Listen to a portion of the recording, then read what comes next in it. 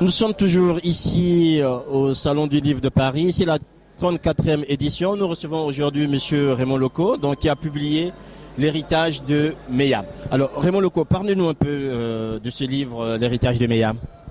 L'héritage de Meya raconte l'histoire d'un jeune qui, à l'âge de 8 ans, assiste au meurtre crapuleux de son père pendant que le Congo est en guerre, une guerre civile, larvée qui transforme le quartier L en un véritable camp retranché. Et sa mère, qui ne supporte pas donc cet assassinat, va piquer une crise de folie au départ et mourir par la suite.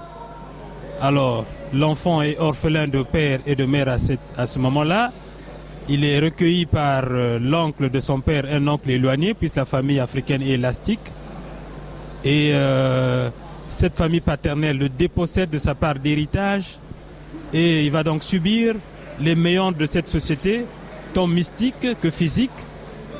Et finalement, plus tard, il va intenter un procès contre cette famille paternelle qui va gagner et qui lui fera donc goûter les délices de la richesse terrestre. Voilà. Alors, Raymond Loko, on est quand même ici quasiment dans une histoire que beaucoup d'Africains pourraient se reconnaître ici, en fait. Dans ce que vous dites, le problème d'héritage, le problème des guerres civiles, les questions de violence, c'est quelque chose qui est d'actualité. Oui, bien évidemment, l'écrivain a un message et son rôle, c'est de moraliser la société. Et il a également, comme un monde fictif à lui, où il béatifie à volonté, où il châtie également à volonté. Alors, il est donc question de présenter ce monde-là au lecteur pour dire voilà ce que devrait être la société, à mon avis, et voilà ce qu'il ne faut pas concevoir dans la société également, à mon avis. Donc, c'est un peu de cela que je parle pour refléter donc les abominations, en fait, compte, et les dérives du monde actuel. Voilà, c'est un peu cela. Et ça ne peut être que d'actualité, en fait, compte. Oui, mais c'est une actualité qui est quasiment africaine, continentale, puisque ce que vous décrivez ici, on peut vivre la même chose qu'on soit à Yaoundé, à Brazzaville, à Kin ou sinon à Monrovia. Oui, évidemment, la littérature est universelle, certes, mais nous devons nous efforcer d'être nous-mêmes. Il faut que nous ayons quelque chose à proposer, d'autant plus que là, nous sommes au bassin du Congo, le stand bassin du Congo.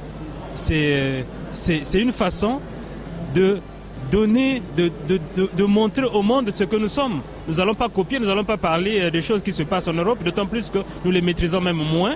Alors il faut parler des choses que nous vivons chez nous. Et chez nous, ce sont les mêmes réalités que nous vivrons en Centrafrique. Le problème d'héritage se pose partout.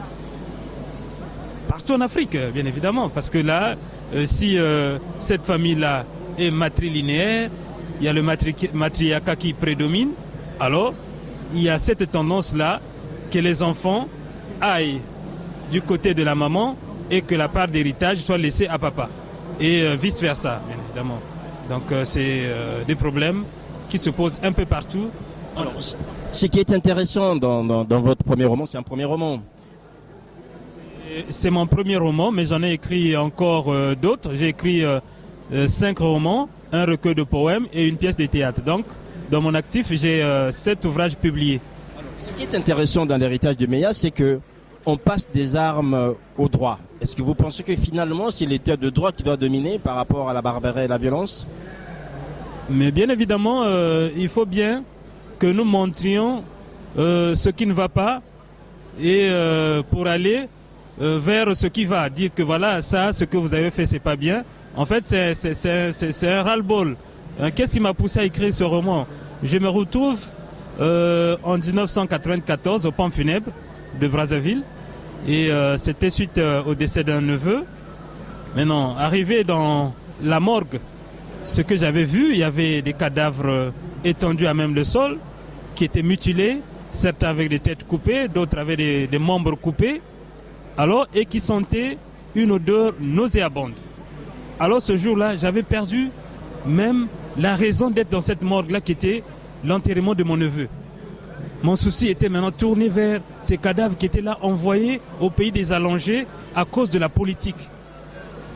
Et alors, je me suis posé à ce moment-là la question de savoir pourquoi cette politique-là qui devait normalement nous unir soit celle-là qui nous divise. Alors ça fait en moi comme un ras-le-bol. Je me suis dit, il faut que je prenne les armes qui sont les miennes, donc le bic, pour dire non à cette violence-là et prôner l'amour, prôner autre chose. Alors, dès l'instant où j'avais pris cette résolution-là, tout de suite en 1995, nous sommes allés au Sénégal, pays de culture, en tant qu'étudiant. Et moi, je suis de formation mathématique, j'ai une maîtrise en mathématiques appliquées. Donc j'ai toujours dit que moi, je ne suis pas allé vers l'écriture, mais c'est l'écriture qui est venue vers moi. Et finalement, j'ai utilisé cette arme-là pour dire non à cette violence-là. Et j'ai tenté d'écrire ce premier ouvrage qui s'intitule donc L'héritage de Meya.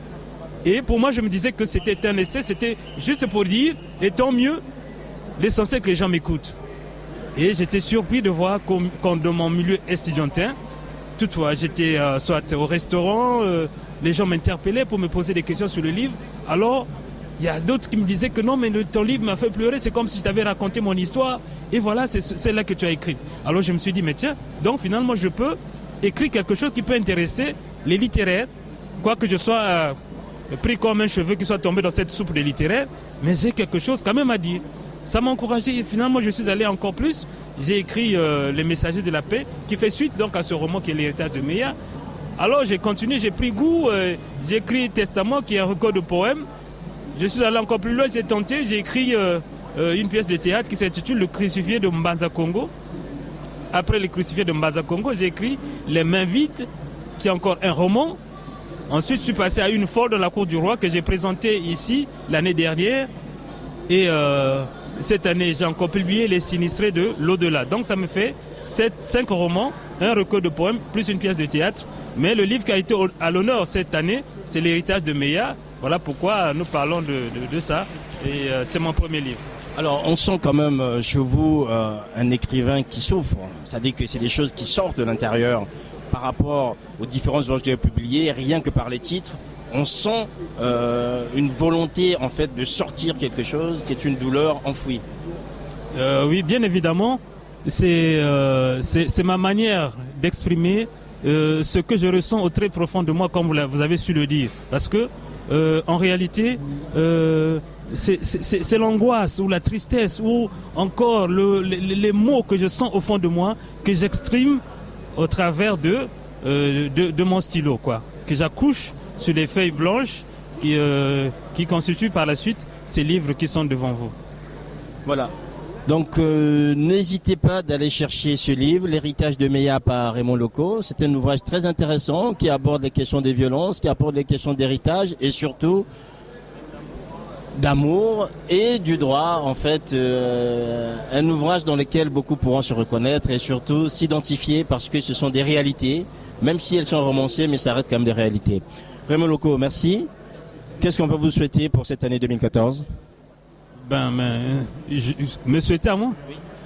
Mais bonne continuation, que je continue à écrire. Voilà, merci. Voilà, bonne continuation, Raymond Loko.